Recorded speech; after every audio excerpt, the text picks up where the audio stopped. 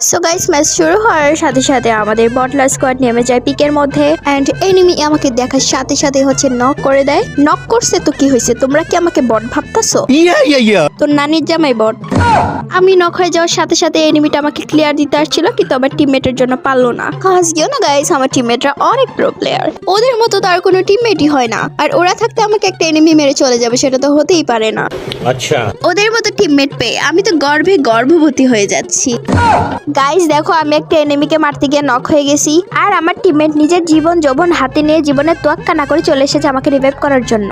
ঠিক আছে। সামনে এনিমিগুলো অনেকটাই জ্বালানোর চেষ্টা করতেছে, কিন্তু অবশেষে আমি ফিনিশ হয়েই গেলাম। তারপর আবারও নিজের জীবন ফিরে পাওয়ার পর পিকে ল্যান্ড করে যেখানে আমার টিমমেট গুলো আছে, যাই দেখে ওরা এনিমিদের সাথে দ্বিতীয় বিশ্বযুদ্ধ লাগাই দিছে, তো আমি ফাঁকি দিয়ে যাই কিলটা চুরি করে নিই। তো গাইস, এই প্রিমিয়াম লেভেলের কিল চুরির জন্য তো অবশ্যই লাইক করে দিতে পারো ভিডিওটা, যদিও আমি কিল চোর না, কিন্তু মাঝে মাঝে করতে হয়। গাইস ওই যে দেখো সামনে ঘরের উপরে একটা এনিমি, এটার যৌবনে দুইটা ঝাঁটার বাড়ি দিয়ে জীবন যৌবন ধ্বংস করে দিলাম। এখানে সামনে আরেকটা এনিমি আত্মবিশ্বাসের সাথে দৌড়াদৌড়ি করতেছিল, তার আত্মবিশ্বাসের খেতায় পানি ঢেলে দিলাম। বুঝলাম না, আজকে কিলের পর কিল করতেই আসি, হঠাৎ করে মনে হয় বেশি বড় হয়ে গেছি। তো গাইস, আমাদের বটলা স্কোয়াড মিললে বারমুডার সমস্ত এনিমিগুলারা খাইয়া দেওয়ার পর আর একটা এনিমি বাইচা ছিল, আমরা তার সাথে টিম আপ করলাম এবং তারে ভুইয়া দিয়ে দিলাম, কারণ আমরা মানবতার ফেরিওয়ালা। তো গাইস, ভিডিও এই পর্যন্ত। ভিডিও ভালো লাগলে লাইক করে দিও, না ভালো লাগলে তাও লাইক করে দিও, নাহলে তোমার বিয়ে হইব না। আর আমাদের এখানে মাহফিল থাকার কারণে অনেকটা নয়েজ আসতে পারে, এগুলো ইগনোর করো। ভালো থাকো, টাটা, গুড বাই।